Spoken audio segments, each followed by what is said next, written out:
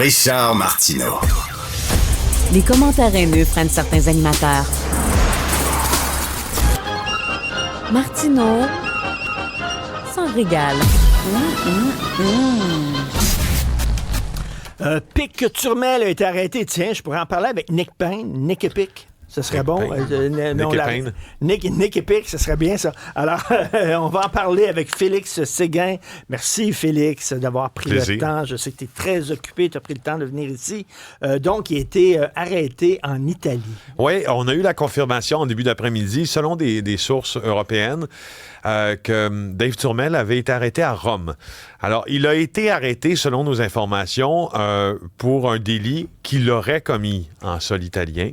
Oh. Et là, ils ont réalisé, par un concours de circonstances que je ne peux pas t'expliquer maintenant, qu'ils avaient affaire au fameux Turmel, qui est recherché en vertu des lois canadiennes, qui est recherché aussi en vertu d'une notice rouge d'Interpol, ces fameuses notices que l'on dépose au dossier, qui donnent le mandat aux corps policiers qui font partie de cette association-là d'interpeller, d'arrêter. OK, quand ils l'ont arrêté, c'est pas parce qu'ils recherchaient Pic Turmel. Non. C'est parce qu'ils ont pogné un bandit sur le fait. Justement. Sauf que les policiers qui sont à la recherche de Dave Turmel ici au Québec, il y a de bonnes informations qui nous laissent penser qu'ils savaient que Dave Turmel était en Italie. Parce que, rappelle-toi, il le traque depuis 610 jours, Dave Turmel. Ça fait 610 jours qu'il est en cavale. Jours. Et lors de cette cavale, on a placé Dave Turmel un peu partout sur la planète. On l'a assurément placé en Espagne et au Portugal, là où il a véritablement séjourné. Mais on l'a placé aussi au Maghreb, au Maroc plus précisément, à Cuba, et à plusieurs autres endroits, en Allemagne, en France, à Marseille. Et puis, donc, finalement, il est arrêté en Italie. Tu sais, Dave Turmel, c'est probablement le plus... c'est pas probablement, c'est le criminel le plus recherché du pays. Il tournait en tête de liste du palmarès des criminels les plus recherchés. On offrait 250 000 $ pour sa capture, d'ailleurs. Et selon nos informations, l'information qui a mené aussi à sa capture, ou enfin, à la connaissance de la police de Québec qui pouvait se trouver en sol italien, est venue d'une source que contrôlerait ou pas loin de la Sûreté du Québec. Alors, la Sûreté du Québec obtient l'information, passe au service de police de la Ville de Québec. Wow. La Ville de Québec qui a créé un nouveau poste pour sa capture, qui est un agent qui se charge... Tu sais, la SPVQ a créé un poste qui se charge de retracer les criminels à l'étranger. OK. Alors, probablement, selon des informations... Et là, la source était suffisamment sûre pour qu'ils se disent, OK, il doit être en Italie. Oui, parce que là, les policiers italiens doivent avoir l'information que Dave Turmel... Donc, ça suppose plusieurs questions. Dave Turmel vivait supposément sous de fausses identités.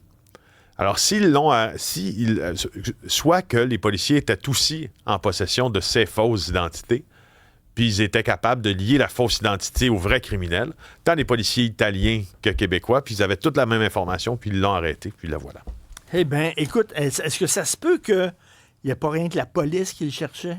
Mais peut-être que les Hells aussi, puis les Hells sont établis dans plusieurs pays, que les Hells auraient aimé ça peut-être le retrouver aussi? Les Hells ont tenté des négociations de paix, aussi surprenant que ça puisse paraître, avec Dave Turmel, et ils ont dépêché un émissaire québécois en Espagne, il y a plusieurs mois. Est-ce que c'était un leurre pour l'attraper et le tuer? C'était vraiment pour négocier avec lui, aussi surprenant que ça puisse paraître.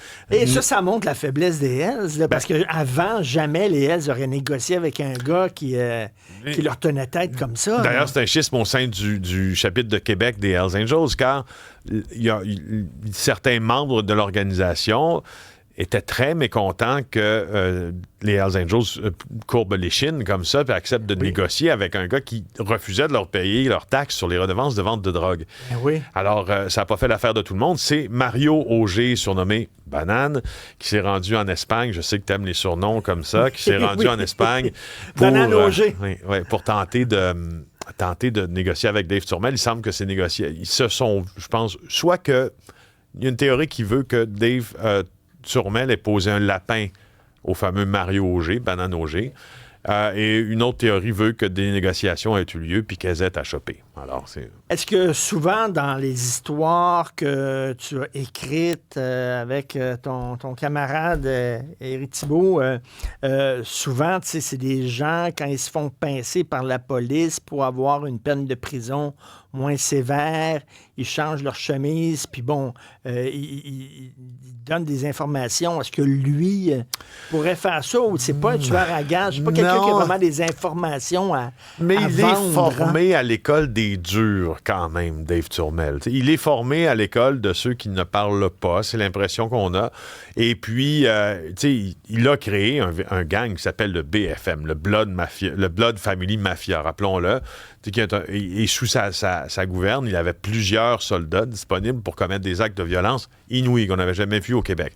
Est-ce que Dave Turmel, qu'aurait-il à vendre comme information, entre guillemets, je dis vendre, mais qu'aurait-il à dévoiler aux policiers qui voulaient la peau de Dave Turmel, puis ses soldats peut-être un peu moins, parce que c'est des criminels de très petite envergure qu'il employait.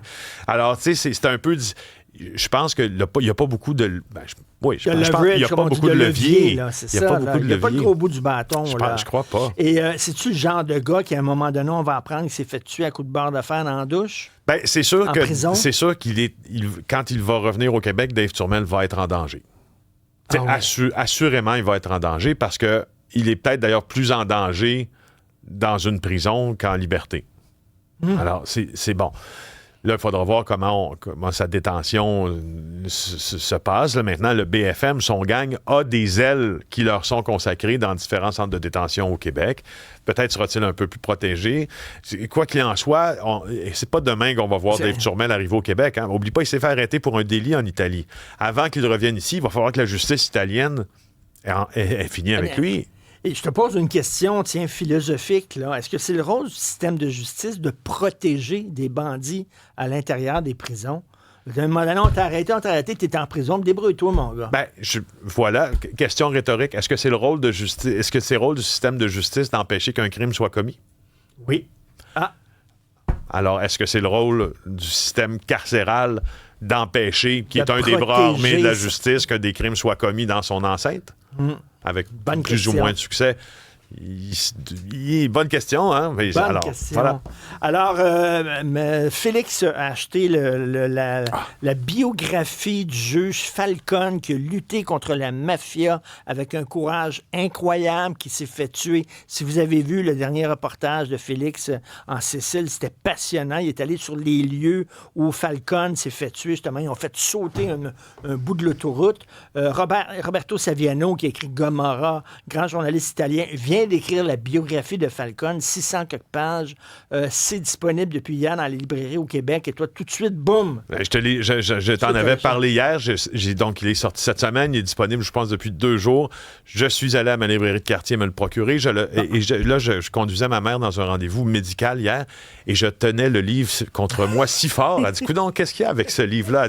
Là, j'ai dit, tu comprendras jamais. C'est trop... J'ai tellement hâte de... C'est un ouvrage qui est une semi-fiction aussi. C'est pas... c'est un roman, mais basé sur des faits. C'est un roman biographique, en fait. On pourrait, dans le style. Alors, moi, j'adore l'écriture de Saviano. Ses traductions sont bonnes aussi, normalement. Je pense que c'est le même traducteur qui a traduit le livre sur Falcone, qui a traduit Gomorrah, si je ne m'abuse. Son livre sur la coke aussi, pur et tout ça. Écoute, je sais que tu es super occupé. Ça va te prendre le temps que ça te prend quand même. C'est une grosse brique, mais une fois que tu l'auras lu, écoute, je veux que tu viennes m'en parler. Les portes sont ouvertes, c'est ça? Tout à fait, je te le promets. OK, merci Félix Séguin. Plaisir. Salut.